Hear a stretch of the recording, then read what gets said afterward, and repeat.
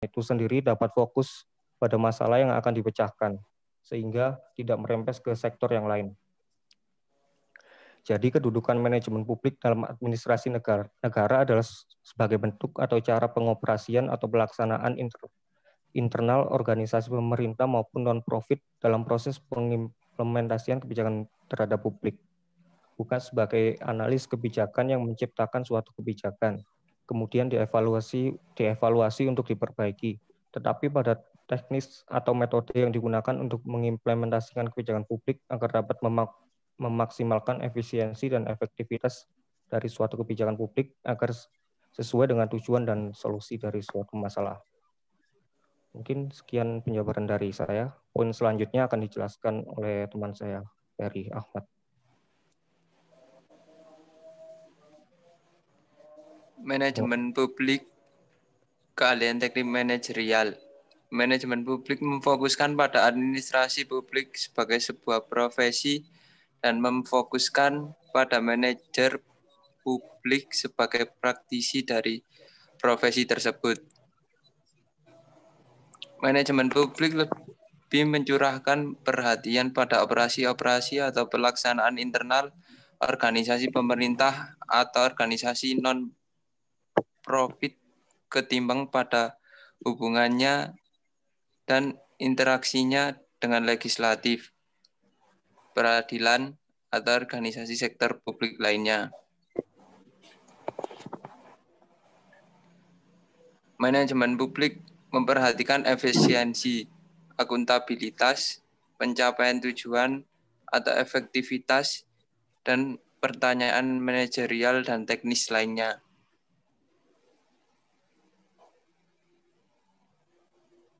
Manajemen publik, studi aspek-aspek umum. Manajemen publik adalah suatu studi interdisipliner dari aspek-aspek umum organisasi dan merupakan gabungan antara fungsi manajemen seperti planning, organizing, dan controlling di satu sisi dengan sumber daya manusia, keuangan, fisik, informasi, dan politik di sisi lain.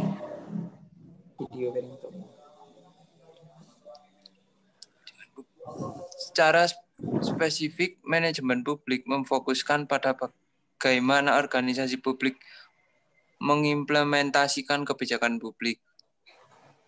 Perencanaan, perorganisasian, dan pengontrolan merupakan perangkat utama yang dilakukan oleh manajer publik dalam rangka menyelenggarakan pelayanan pemerintah atau publik.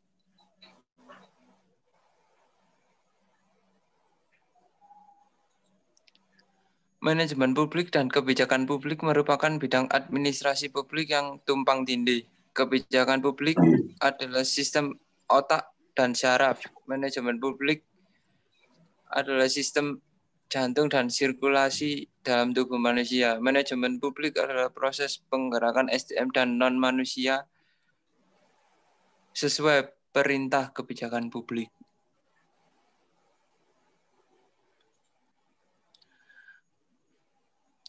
Manajemen publik memfokuskan pada sifat-sifat pada alat-alat manajerial, teknik-teknik, ilmu pengetahuan, dan keahlian yang dapat digunakan untuk menerapkan ide-ide dalam kebijakan ke dalam program-program tindakan. Contoh, perencanaan dan manajemen strategis, sistem klasifikasi jabatan, prosedur seleksi dan perekrutan pegawai, analisis dan formulasi anggaran, keahlian supervisi, evaluasi organisasi dan program, manajemen program atau proyek, manajemen kinerja, dan sebagainya.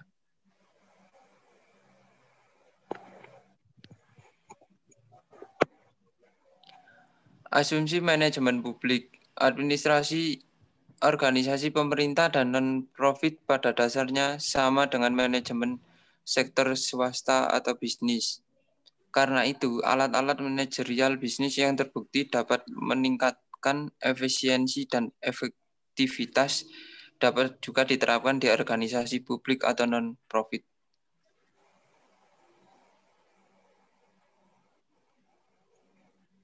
Manajemen publik yang berfokus pada administrasi pemerintah dan nirlaba berpendapat bahwa manajemen proyek swasta dan publik serupa. Oleh karena itu, pejabat pemerintah dapat belajar dari metode pengelolaan yang digunakan di sektor swasta.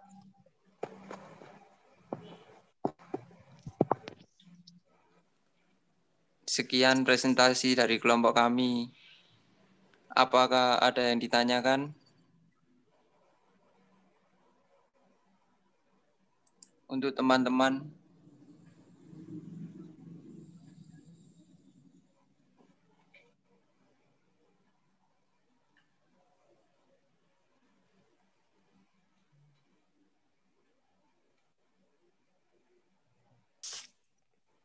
Halo. Mungkin ada yang ditanyakan. Kalau ada yang belum jelas. 2 pertanyaan. Iya.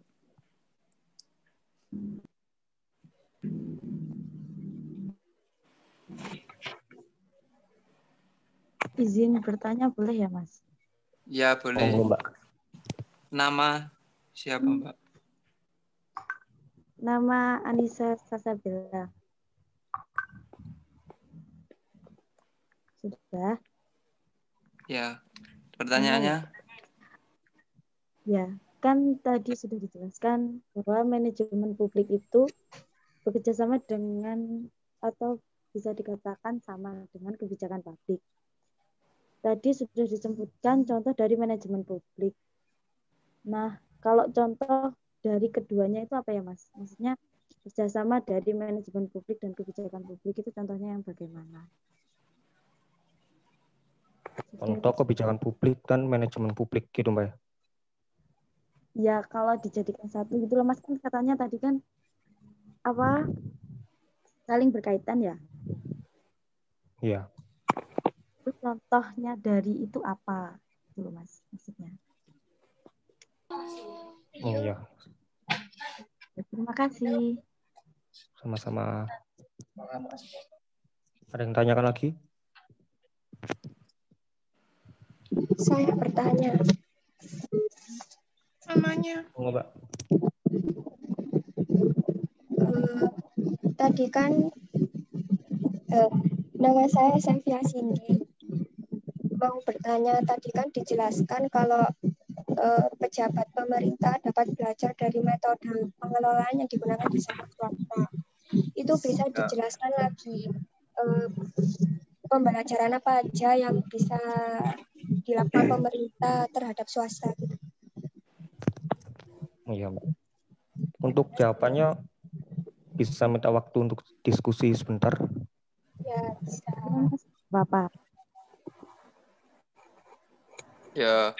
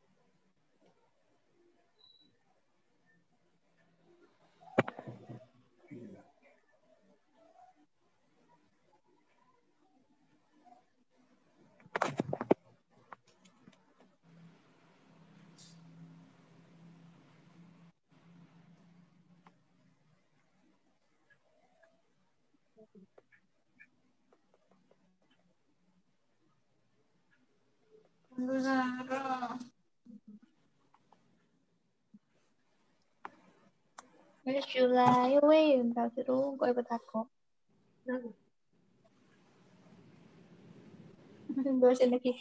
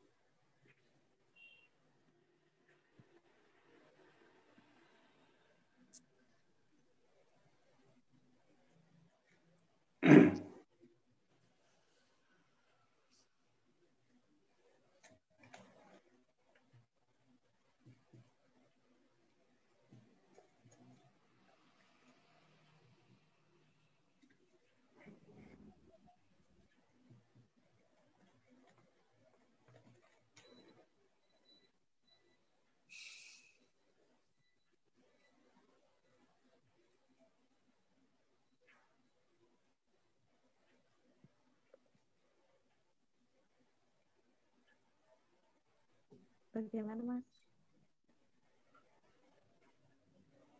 Nomor 1. Aku bisa jawab nomor 2.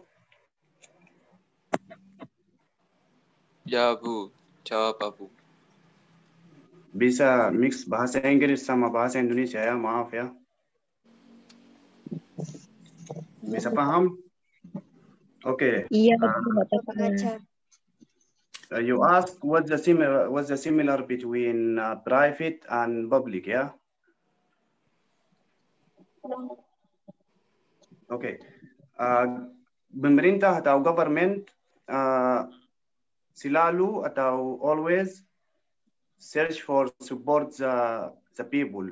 Jadi pemerintah itu cuma kerja dia buat masyarakat. Tapi kalau private company, misalkan private company, kerja dia buat dapat money, uang ya. Jadi misalkan, kenapa pemerintah tidak punya sumber source of money lain, another source of money, oke? Misalkan kalau ada company dari Japan atau dari China come to work in Indonesia, oke? Should government here before to write kontrakan, sebelum tulis kontrakan, kasih syaratnya sendiri. Maksud saya seperti pemerintah di sini harus tahu berapa persen yang masuk di private company itu. Kan Toyota kerja di Indonesia sekarang. Toyota ada di Indonesia. Kan Toyota company dari Japan. Jadi harus ada beberapa persen dari Toyota to government in Indonesia. Jadi itu bisa kerja sama private company dan pemerintah. Harus ada bisnis sama private company atau private company and pemerintah. Dan juga menurut saya harus pemerintah punya private company juga. Bisa paham?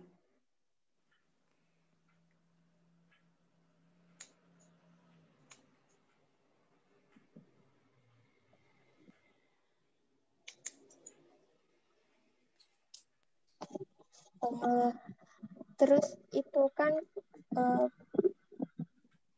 berarti pengelolaan yang kan di situ dijelaskan pemerintah dapat belajar dari metode pengelolaan yang digunakan di sektor swasta. Berarti pengelolaan yang dimaksud itu tentang kerjasama itu. Iya, kerja sama swasta, bisa kerja sama swasta.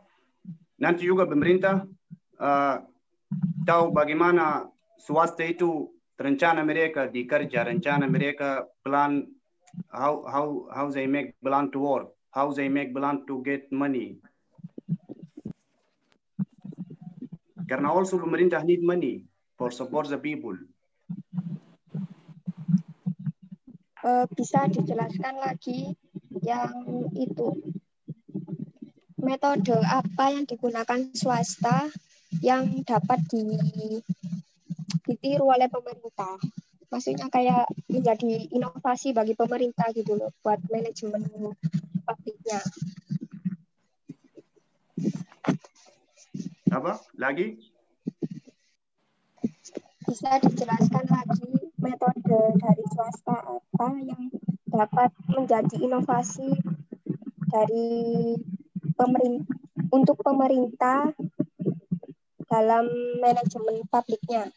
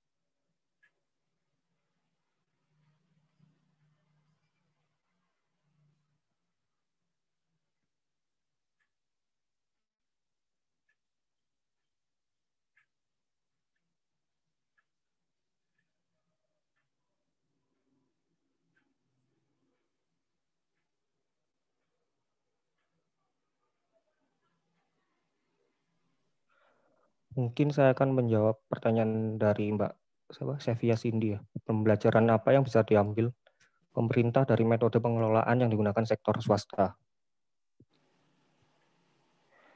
Yang pertama, tidak memiliki tujuan mencari laba atau keuntungan. Yang kedua, ada pertimbangan khusus menyangkut pembebanan pajak. Yang ketiga, orientasi kegiatan hanya berfokus pada pelayanan semata.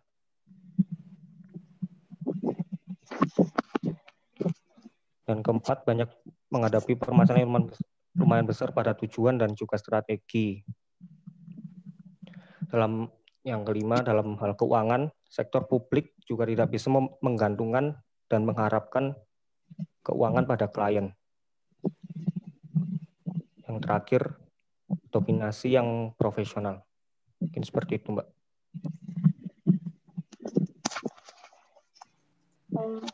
Ya, baik, sudah jelas. Terima kasih.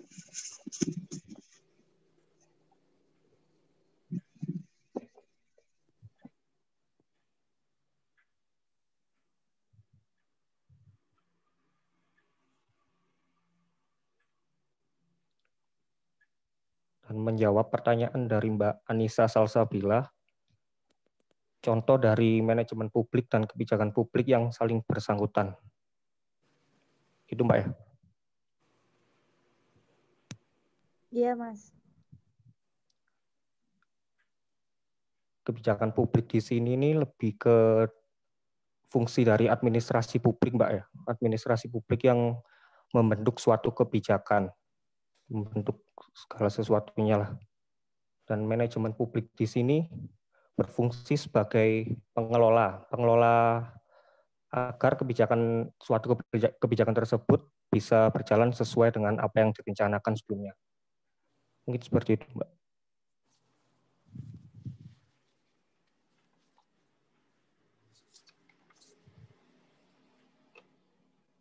Bisa dipahami, Mbak?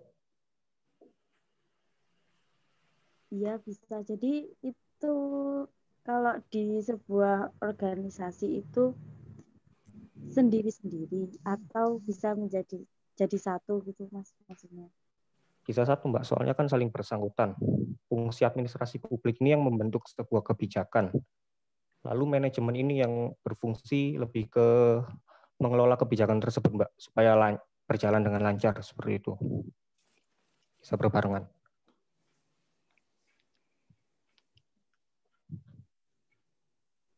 Baik, Mas, bisa diterima. Terima kasih. Terima kasih, Mbak. Ever. Baik, demikian presentasi dari kelompok kami. Apabila ada salah kata, mohon maaf yang sebesar-besarnya. Wassalamualaikum warahmatullahi wabarakatuh. Waalaikumsalam warahmatullahi wabarakatuh. Waalaikumsalam warahmatullahi wabarakatuh.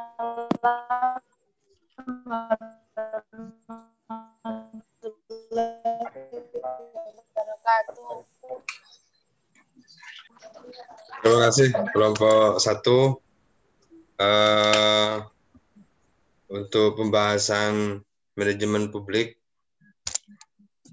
Tadi sudah cukup bagus, cuman penjelasannya butuh penjelasan yang konkret ya. Iya, Pak. Usahakan tetap belajar untuk menyampaikan secara langsung, tidak berdasarkan teks. Karena kuliah itu tidak hanya dalam rangka menyelesaikan proses perkuliahan selesai, tetapi ada perubahan yang lebih baik dari kita dalam rangka untuk misalnya memberikan penjelasan berkaitan dengan manajemen publik itu apa, kemudian kebijakan publik itu apa, kaitannya antar keduanya itu bagaimana, itu paling tidak kita bisa menjelaskan atau menguraikan tidak berdasarkan tekstual. Artinya tadi bertanya, misalnya tidak harus lihat HP, tidak harus lihat baca di slide, tapi bagaimana kita mencoba dan belajar untuk bisa mengungkapkan semua apa yang kita pahami tentang manajemen publik itu. Baik, Pak. Jadi kalau menjelaskan itu lebih mudah diterima atau lebih mudah dipahami daripada berdasarkan teks. kalau berdasarkan teks itu, saudara hanya membacakan teksnya orang.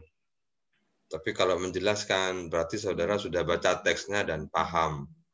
Sehingga pemahaman saudara itu disampaikan kepada orang lain. Sehingga orang lain yang mendengarkan penyampaian saudara, itu bisa lebih mudah dipahami daripada membacakan teks. Jadi untuk kelompok yang lain juga bisa begitu. Usahakan slide-nya itu per poin-poin saja. Jangan terlalu banyak teks, karena itu akan mengganggu aktivitas presentasinya. Sehingga tidak mudah dipahami, karena yang melihat itu juga sulit memahami teks yang ada di slide. Mereka lebih banyak paham dari penyampaian secara langsung.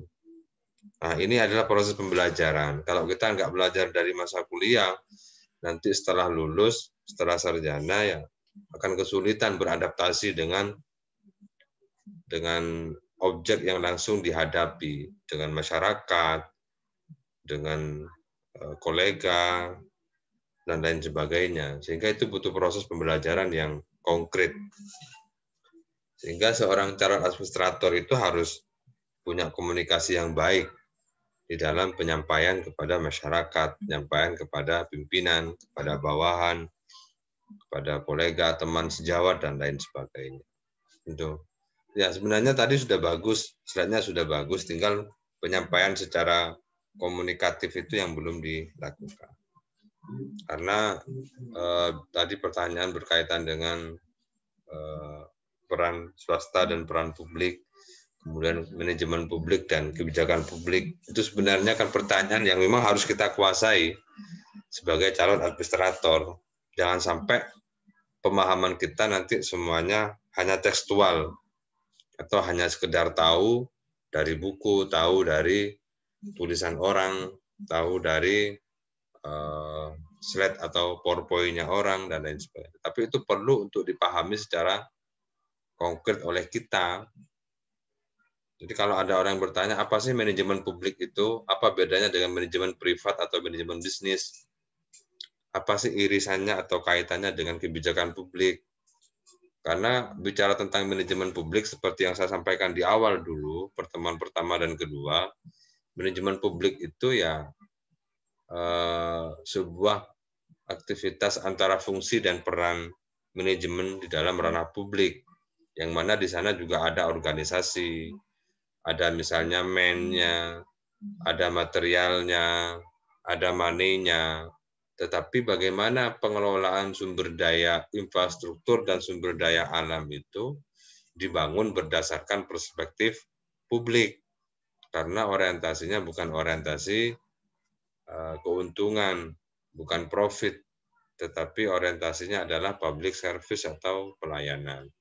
Maka keberadaan organisasi dan teman-temannya itu dimanfaatkan untuk kepentingan masyarakat seluas-luasnya, untuk kepentingan publik, untuk kepentingan public service-nya, pelayanan publik yang terbaik.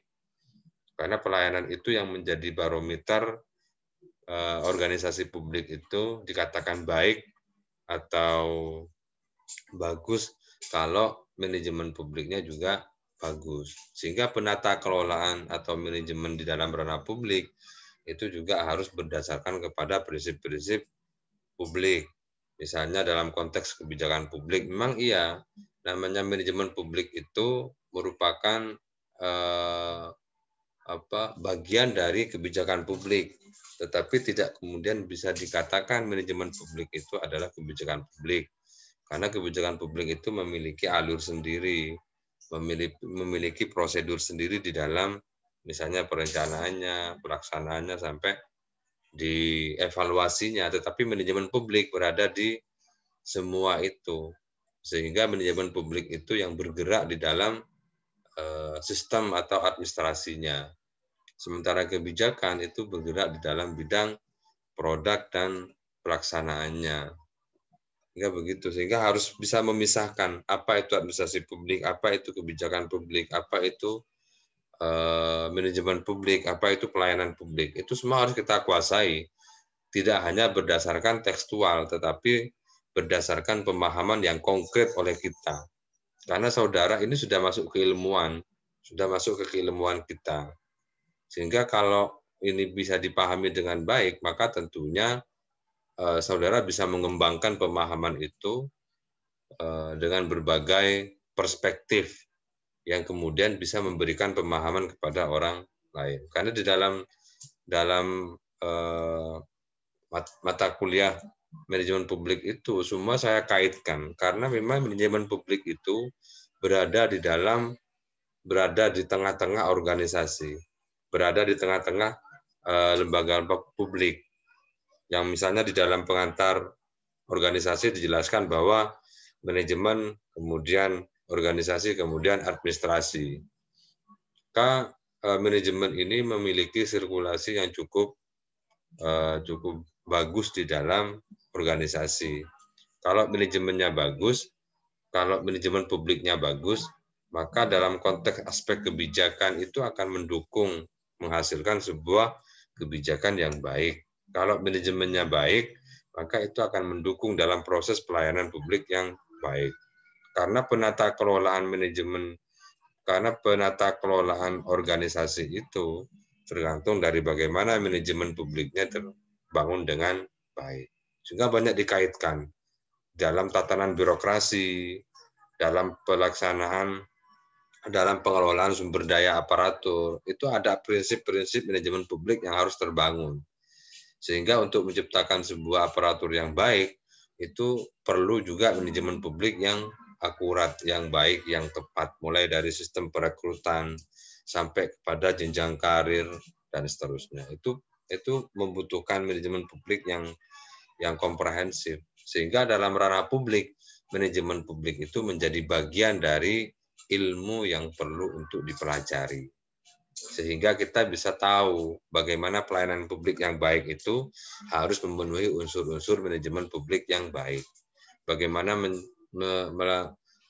melakukan atau bagaimana mengambil sebuah kebijakan publik itu, maka perlu manajemen publik yang baik dan seterusnya. Sehingga itu harus dikuasai. Tidak bagaimanapun juga yang namanya keilmuan kita itu harus memang sudah menjadi keniscayaan bagi kita untuk memahami itu secara kompleks. Dan nanti bisa memberikan contoh ketika sudah paham tentang dasar fondasi keilmuannya, maka nanti akan bisa dikembangkan dengan contoh-contoh konkret, dengan penjelasan-penjelasan konkret yang bisa memberikan pemahaman kepada banyak orang. Kira-kira itu ya tambahan dari saya. Kurang lebihnya mohon maaf. Semoga bermanfaat. Tetap semangat. Jangan lupa di grup WA silakan tentukan ketua kelasnya. Minggu depan saya tanyakan kembali agar dalam proses pembelajaran, kalau misalnya toh setiap mata kuliah ada kelas, ada ketua kelas, tidak apa-apa. Tetapi harus ada yang mengkoordinir lah. Harus ada yang menjadi jembatan komunikasi antara mahasiswa dengan dosen. Sehingga informasi-informasi dari dosen itu bisa langsung ke koordinatornya. Oke, kira-kira itu dari saya ya. Kurang lebihnya mohon maaf. Walafu minkum. Sebelum ditutup, silakan berdoa dulu. Berdoa itu jangan sampai lupa. Baik doa awal kuliah ataupun doa akhir kuliah. Kalau dosennya lupa ya diingatkan. Tapi bagaimana doa itu tidak hanya sekedar aktivitas atau dibaca begitu saja. Tetapi itu menjadi doa bagi kita. Walaupun kita kuliahnya virtual, walaupun kita kuliahnya online, kalau kita berdoa dengan baik, kalau kita memanjatkan sholawat dengan baik, insya Allah kita akan mendapatkan pahala dan nilai-nilai kebaikannya. Maka berdoa itu tidak hanya aktivitas biasa yang kemudian ya hanya sekedar berdoa selesai enggak. Itu ada implikasi yang tidak ada bedanya dengan kita ketemu tatap muka ketika di kelas berdoa misalnya. Karena itu menjadi bagian dari bagaimana ikhtiar kita semua untuk proses pembelajaran yang baik, mendapatkan ilmu yang barokah, mendapatkan ilmu yang bermanfaat, mendapatkan ilmu yang berguna. Itu salah satunya adalah yang tidak bisa dinalar doa. Dan insya Allah 80% dari keberhasilan itu juga didukung oleh doa. Tidak hanya sekedar kita belajar selesai, transfer ilmu pengetahuan selesai, enggak. Tapi doa itu menjadi penting. Karena doa itu paling utama di dalam proses pembelajaran kita. Karena kita tidak hanya sekedar menciptakan mahasiswa yang pintar, tetapi cerdas, kemudian mendapatkan ilmu yang bermanfaat dan barokah. Silakan berdoa dulu sebelum ditutup.